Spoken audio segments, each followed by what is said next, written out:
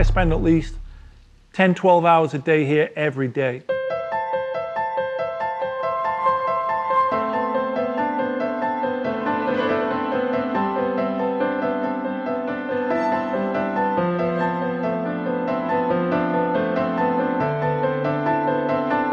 This is not a job, it's a hobby. It's something I'm very passionate about.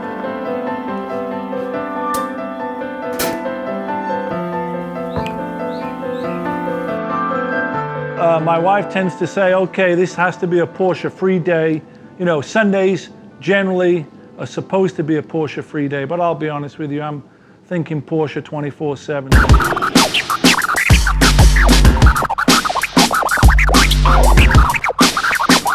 many Porsches do you have now? I have a few, yeah. There's a few here, I got a few across the road, there's a couple inside. So I tell people, whenever they ask me how many Porsches do I have, I tell them I have a few.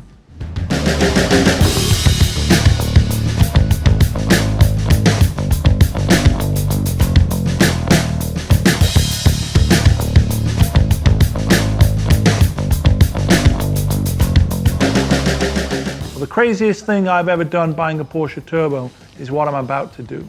I'm buying a right-hand drive 930. They only made 15 of them. The crazy thing is the car happens to be in Australia. That's halfway around the world.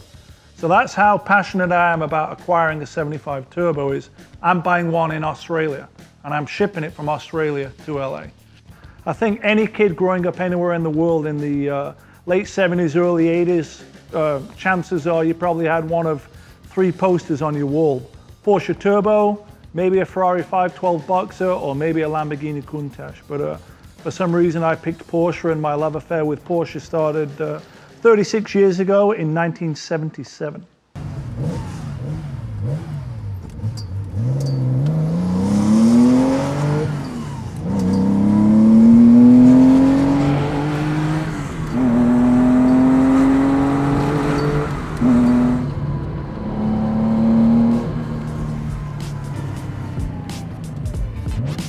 I left England in 1986 when I was 19 years old. I bought my first Porsche in 1992. Some of these cars are just simple restorations, basic stuff, lowering the car, changing wheels, changing steering wheels and tires. Each car sort of determines how long the restoration will take.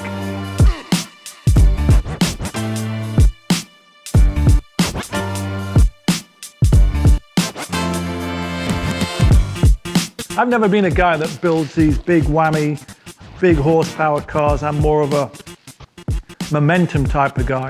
Smaller displacement, making you drive harder, you know, trying to get the most out of the car, basically through driving the car as opposed to relying on torque and horsepower.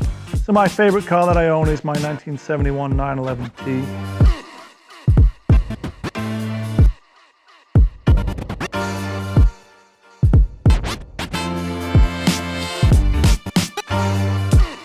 I've had a lot of memorable moments in that car, and it's a car that really, the sum of its parts is nothing really special, but it's the memories that I've had in that car that make that car unique and make that car very personal to me.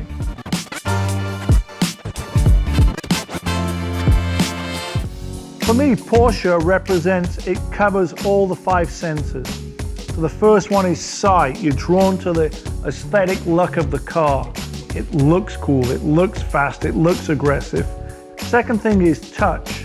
You touch the car, you open the door handle, you get into the car, you turn the key.